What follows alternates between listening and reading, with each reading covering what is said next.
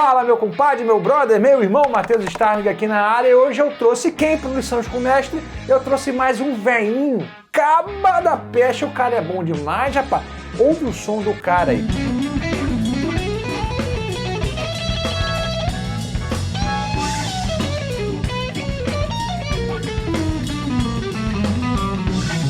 E eu falei que eu trouxe mais um veinho, mas no bom sentido, pô. Porque esses caras botaram os alicerces da música. Joe Scofield, um grande guitarrista, que eu particularmente tenho uma relação com ele de ódio e amor. Não é amor e ódio, porque o que é amor e ódio? Primeiro você ama, depois você odeia, né? Na verdade, quando eu ouvi o Joe Scofield pela primeira vez na minha vida, eu tinha 16 anos, eu achei que o cara era uma fraude. Quem emprestou uma videoaula dele foi um professor meu de guitarra que eu tinha lá em Cabo Frio, chamado Demócrito Júnior. Foi esse cara aqui é bom pra caramba. Eu ouvi e falei, cara, esse cara tá tocando tudo errado. Som horroroso, não tem tapping, não dá sweeping. Esse cara é uma fraude, o que tá acontecendo aqui? Mas é aquele negócio, né? Com 16 anos, quem tava errado? Adivinha quem tava errado? O velhinho tá certo, Joe Scofield. É engraçado porque se tornou uma das minhas maiores influências, né? Muita gente fala, inclusive, que vê muito do som dos Joe Scofield no meu som. Então eu vou falar sobre esse cara hoje, que eu tenho esse enorme prazer. Eu ouvi tudo dele, fui obcecado pelo som de Joe Scofield por muitos anos. Então vai ser um Lições com o Mestre muito gostoso de falar. Eu escolhi uma live que eu vi do Miguel Zenon, que é um saxofonista da Pesadíssima. Ele estudou na Berklee alguns anos antes de mim. Ele já era incrível lá. E é engraçado também porque o Joe Scofield foi aluno da Berklee que se formou em 1973. Eu nem imaginava ir nascer ainda, nem meu irmão mais velho. Ou seja, o Joe Scofield já estava saindo ali da Berklee para se tornar um dos maiores guitarristas de fusion, jazz, groove, funk, blues. Ou seja, é um cara que mistura tudo.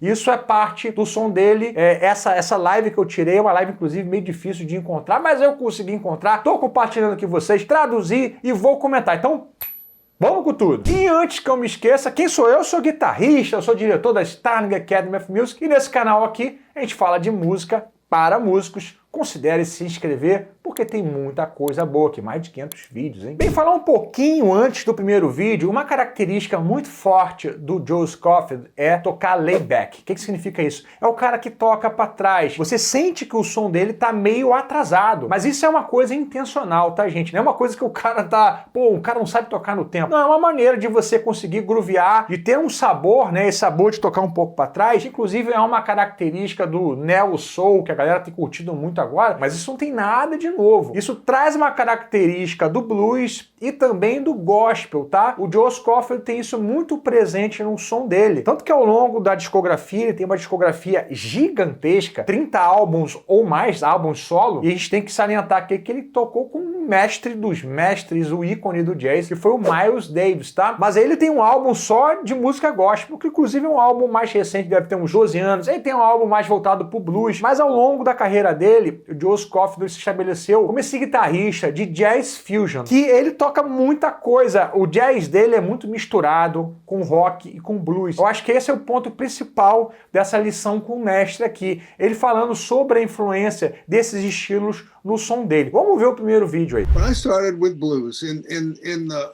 early 60s, there was this blues craze in America, you know, and it was like all these white suburban kids like myself went blues crazy, and I was one of them, you know, and I would go hear B.B. King, the king of the blues, B.B. King, and then Albert came on the scene. So this sound of the blues guitar, it's what the guitar can do. It's an amazing thing. So I guess I'm kind of stuck, you know, in between those guys that I love that the guitar could do that, and then jazz. Então vocês ouviram e viram ele falando a respeito da influência do blues no som dele, a influência do rock, né? O Joe Scofield, ele basicamente cresceu tocando no final da década de 1960, né? Quando ele se formou na Berklee ali em 1973, já tinha passado pela fase da adolescência, tinha seus 23 ou 24 anos. Mas ele fala, inclusive, desse lance, né? De ser um menino branco do subúrbio. O subúrbio americano não é igual o subúrbio no Brasil, que é uma região inferior, vamos dizer assim. O subúrbio lá é para quem tem um poder aquisitivo maior e não quer morar muito num lugar central, porque nos Estados Unidos é fácil você sair de um lugar mais distante, morar com mais conforto, com mais espaço, estar no centro, tá? Então quando ele fala que é um menino do subúrbio, em tese é aquele menino branco, mais rico, que estava ouvindo uma música de negro, né? Que era o blues. Ele tá falando como o blues e o rock influenciou ele a tocar o jazz. Eu vou colocar aqui um outro vídeo dele tocando blues, e você sente uma coisa interessante. Ele tem toda aquela particularidade do som do blues, os bends, os vibratos, né? E ele tá tocando esse blues aqui, você sente que é um blues da forma mais básica, mas ele tem aquela sofisticação, além de usar as ferramentas de expressão do rock, né, e do blues rock, ele traz aquela questão da sofisticação harmônica, de pensar num mixolídio, ou seja, ter a tensão 9, tensão 13, que não é uma característica do blues tradicional, do blues rock, do blues do Albert King ou do B.B. King. Então o que ele pega desses caras? É mais a atitude vocal. Ele fala isso em outros momentos da entrevista que eu não coloquei aqui, do blues ele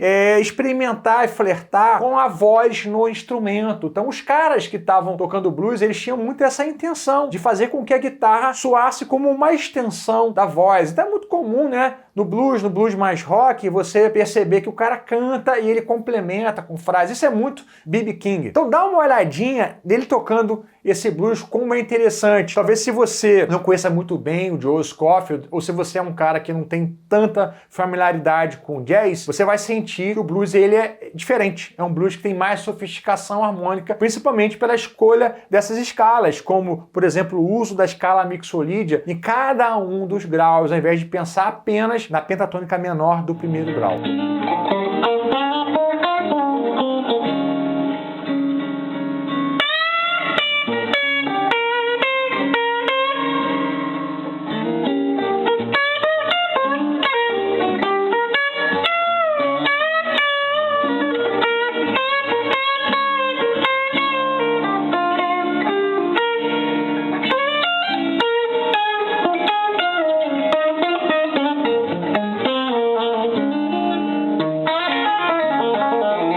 Antes de colocar esse último trecho do vídeo, é importante salientar que o Joe Scofield é um cara muito marcante por ter um som muito próprio, tá? E é legal ouvir o Joe Scofield falando sobre como foi a percepção dele de apurar o próprio som, né? O Miguel Zenon pergunta pra ele, pô, cara, como que você se tornou esse cara com tanta identidade? E ele fala algo que eu achei muito bonito, que é se colocar num lugar de vulnerabilidade e não passar aquela imagem de que, pô, cara, eu sou um cara bom pra caramba, eu sempre fui bom desde o início, eu era o prodígio e todo mundo já babava quando eu tinha 12, 13 anos. E ele fala o tempo inteiro, vocês vão percebendo, não quero adiantar, ele fala muito sobre esse aspecto, então se atente a isso. Um outro ponto também importante, sempre que você for pesquisar a respeito de inovação, eu já trouxe aqui literaturas a respeito, e um livro muito legal do Adam Grant chamado Originais, ele fala muito sobre o quê? O cara que está inovando, que as pessoas percebem que ele trouxe algo para o próprio estilo, é muito a respeito de quê? Você tem o domínio do seu estilo, mas você traz elementos que vêm de fora. Então a inovação,